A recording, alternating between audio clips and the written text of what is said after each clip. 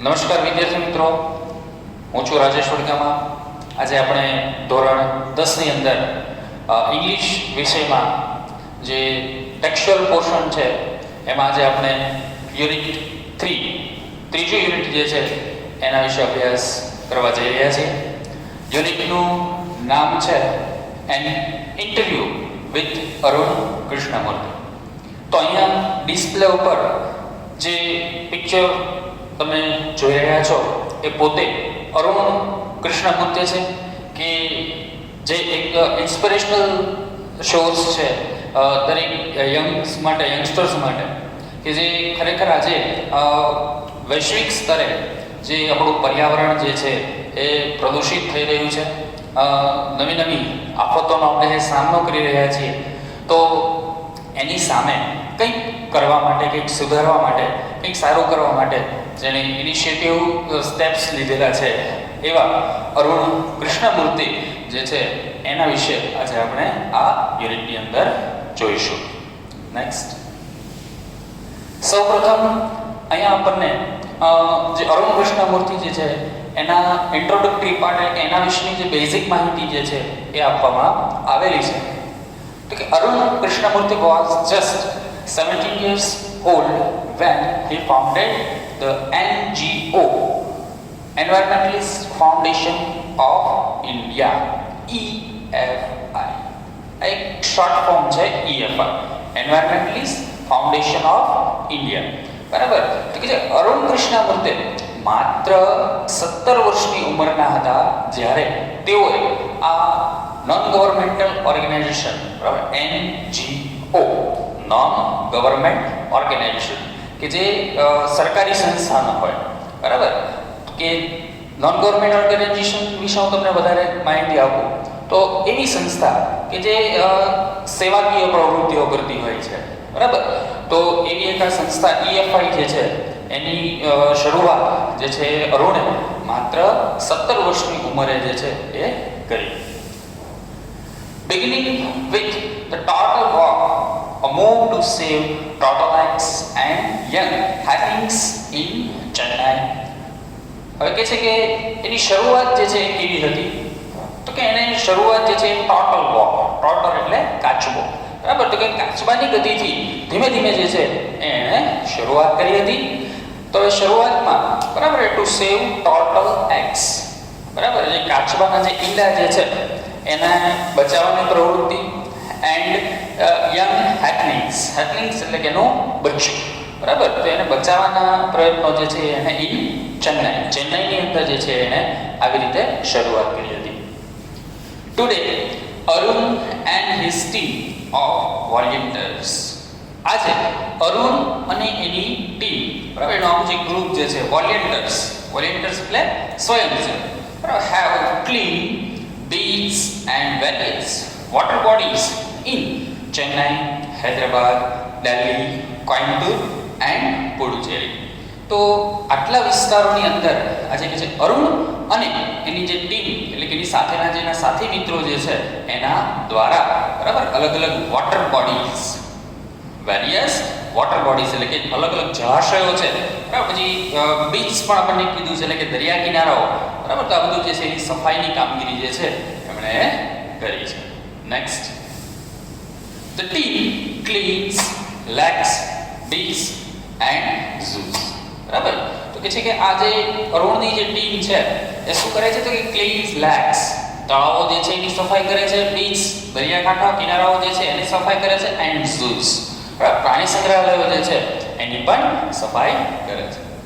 Plants, trees, વૃક્ષો જે છે એ વાવે છે. એજ્યુકેટ પીપલ, બરાબર, એજ્યુકેટ પીપલ, લોકોને શું કરે છે? એજ્યુકેટ, શિક્ષિત કરે છે, બરાબર. ઇટ્સ કાઇન્ડ ઓફ અવેરનેસ, બરાબર, પીપલ અવેરનેસ, પબ્લિક અવેરનેસ, કે લોકોને પર્યાવરણ વિશે શિક્ષણ જે છે, બરાબર, એ આપવાની પ્રવૃત્તિ પણ અરુણ અને એની ટીમ કરે છે. Through street plays and also make environment friendly paper bags, બરાબર. તો કે આ લોકોને શિક્ષિત કરવાનું કાર્ય જે છે કેવી રીતે કરે છે?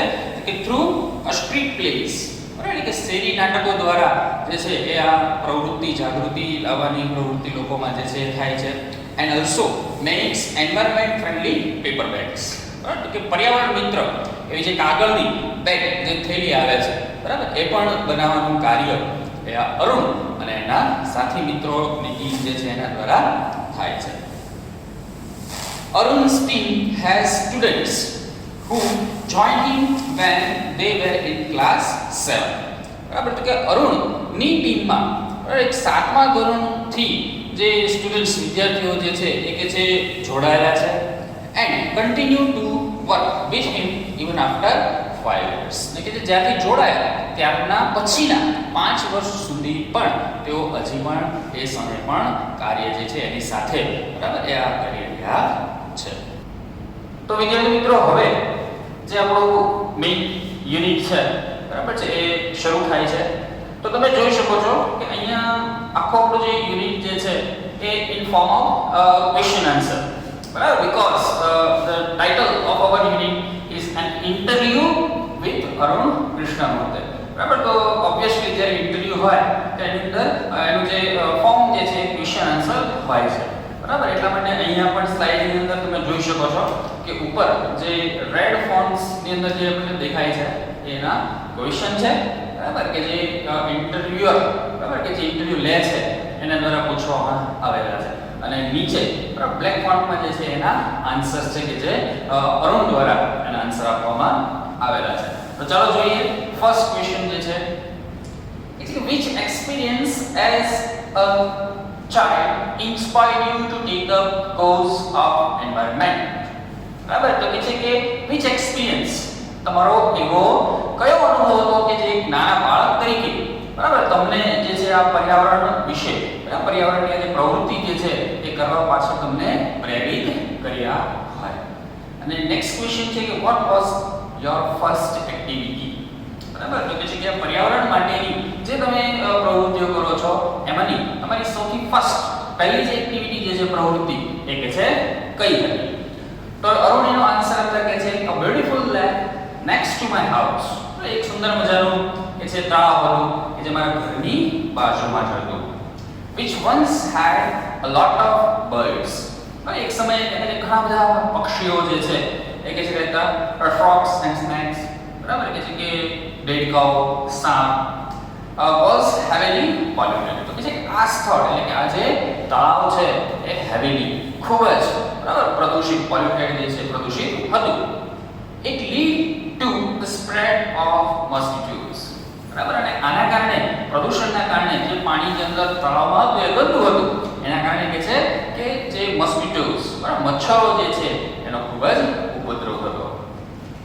and turn a lovely place into an ugly river.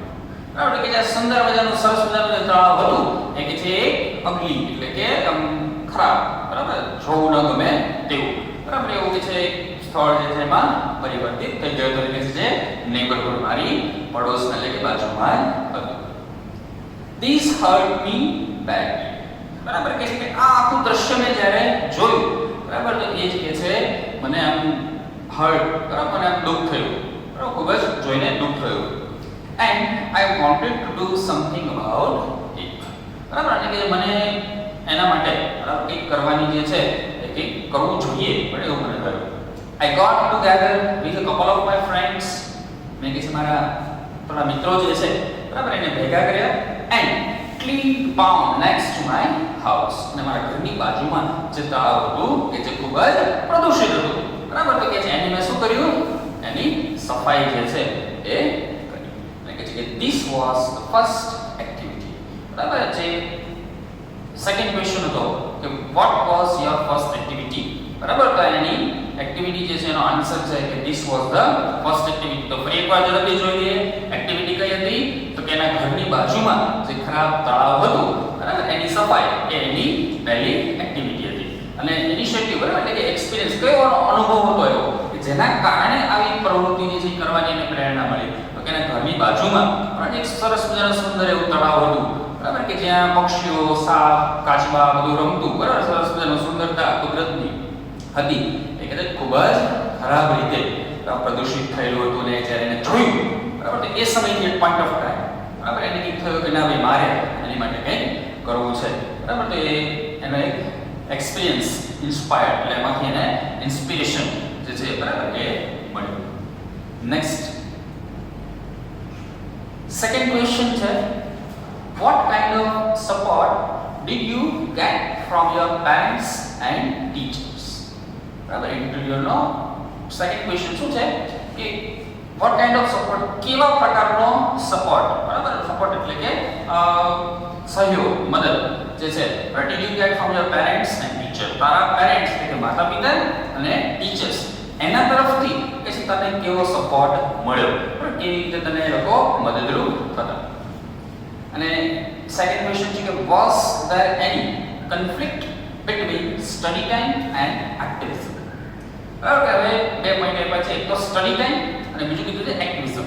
Study time એટલે કે ભણવાનો પોતાનો જે સમય હતો કારણ કે અરુણ જે 17 વર્ષનો હતો એટલે એનું સ્ટડી અભ્યાસ જે છે એ પણ ચાલુ હતું એટલે કે છે કે તારો ભણવાનો સમય અને એક્ટિવિઝમ એટલે કે જે પર્યાવરણને લગતી જે પ્રવૃત્તિ કરતો તો એ બંને વચ્ચે બરાબર કન્ફ્લિક્ટ બરાબર કન્ફ્લિક્ટ એટલે કે અસમંજસ આપણે જે કહીએ બરાબર કે બંને વચ્ચે તને કઈ એવું થતું બરાબર તો આ સેકન્ડ ક્વેશ્ચન હતો.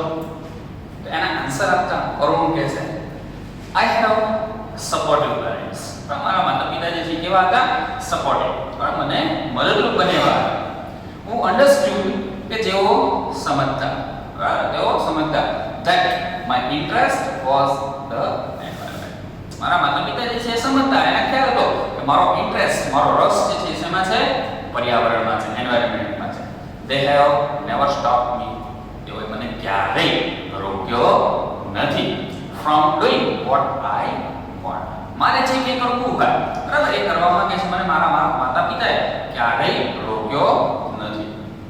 I also made sure that I did not fail my parents in any way. અને હું પણ મારા તરફથી પણ કે જે મેં એવી ખાતરી આપી હતી કે મારા માતા-પિતાને બરાબર મારા તરફથી જે છે એ ક્યારેય બરાબર કોઈ નિષ્ફળતા જે છે એ સહેવી પડશે નહીં. I always informed them about everything that I did and took their advice before jumping into action.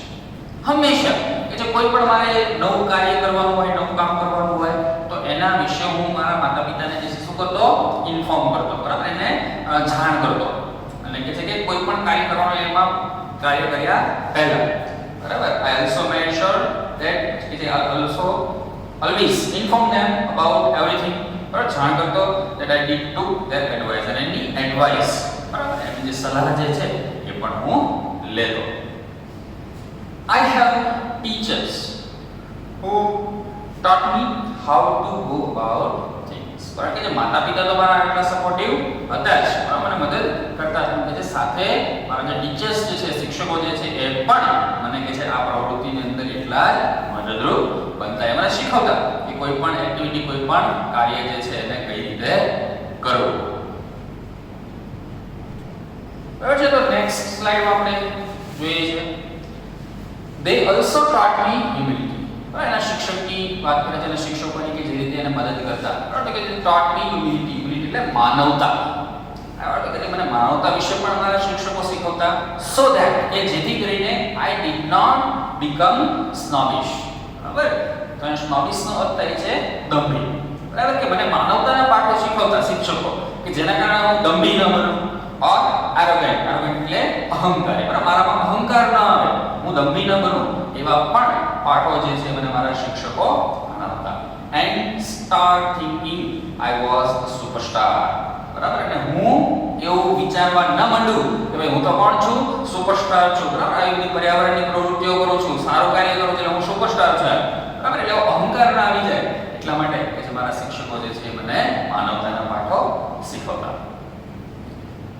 Because I was doing all this environment work, they taught me to be simple. મારા શિક્ષકો મને શીખવતા શું શીખવતા to be simple. સાદગી જે છે સામાન્ય એ રહેવું સાદગીભર્યું જીવન જે છે જીવવું and keep learning all the time. અને હંમેશા બરાબર લર્નિંગ શીખવાનું કાર્ય જે છે ચાલુ રાખવું બરાબર આપણે ભલે ભણી લઈએ અભ્યાસ આપણો પૂરો થઈ જાય ડિગ્રી મળી જાય પણ શીખવાનું જે કાર્ય જે છે બરાબર આપણો લાઈફ ટાઈમ જ્યાં સુધી આપણે જીવીએ ત્યાં સુધી ચાલુ રહેવું હોય છે. જેમ કે આપણે નાની મોટી આજુબાજુમાં બનતી જે ઘટનાઓ છે એમાંથી કંઈ ને કંઈ શીખતા જ હોઈએ છીએ. ત્યારબાદ કહે છે I am not an activist. Activist એટલે શું થશે? આંદોલન કરનાર. બરાબર, એટલે કે છે કે હું કોઈ આંદોલનકારી કે આંદોલન કરનાર નથી. I am an environmentalist. Environmentalist એટલે પર્યાવરણવિદ. બરાબર, કે જે પર્યાવરણને લગતી પ્રવૃત્તિઓ કરતા હોય એ. એટલે કે છે કે ભાઈ હું કોઈ આંદોલનકારી નથી, હું તો માત્ર એક પર્યાવરણવિદ છું કે જે પર્યાવરણને લગતી પ્રવૃત્તિ કરવી મને ગમે છે અને હું કરું છું. I have learned so much by doing this work. અને કે છે કે આ પર્યાવરણની લગતી જે કોઈ પ્રવૃત્તિઓ કરું છું એમાંથી મને ઘણું બધું શીખવા મળે છે. બરાબર, જીવનના પાઠો જે છે એ પણ મને આમાંથી શીખવા મળે